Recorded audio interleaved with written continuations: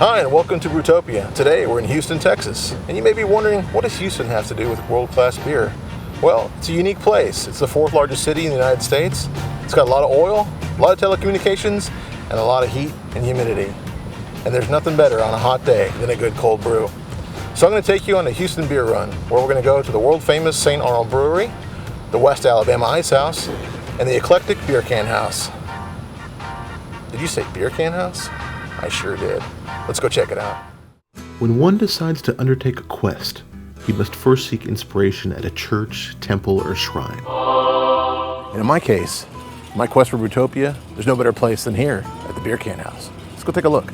Now let's just get one thing out of the way. This place is insane.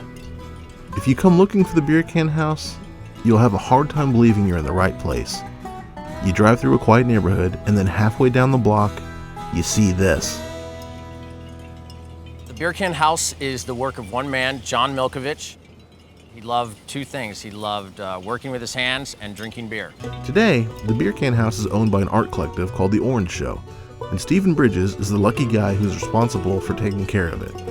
Underneath there is just a 1930s wood frame bungalow house. Like some shamanistic holy man, Mr. Milkovich woke up one day in a eureka moment and began building. And he kept at it for over 20 years.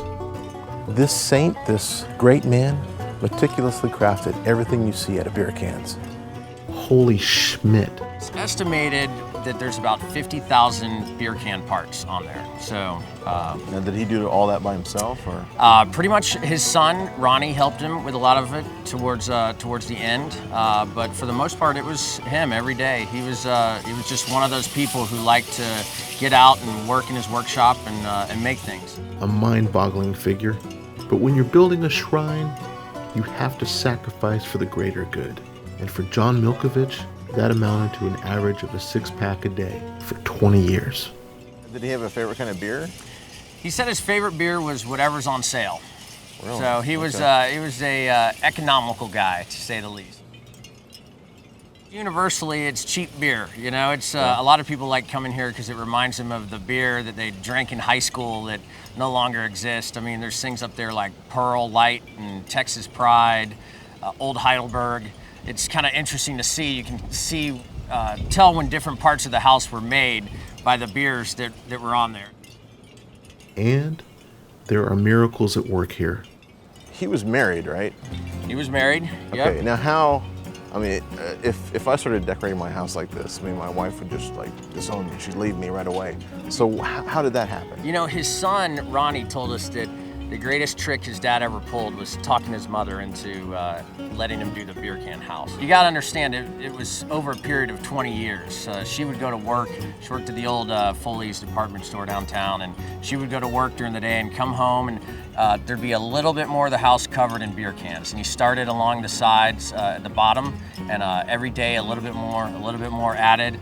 And that's how the neighbors got used to it too. It didn't just appear like this fully formed one day. It just happened little by little over 20 years. John Milkovich truly had a gift.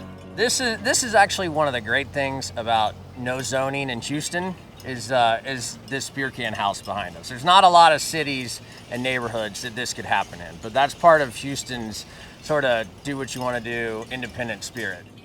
And another miracle at play, you may have noticed that there's no grass anywhere on the property.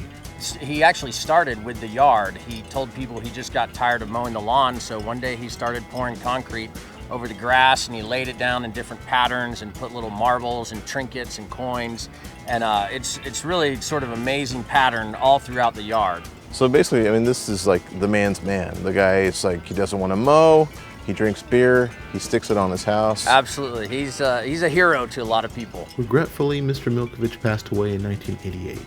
His legacy is the Beer Can House and his inspiration to beer lovers and lawn mowing haters everywhere. A toast to John Milkovich.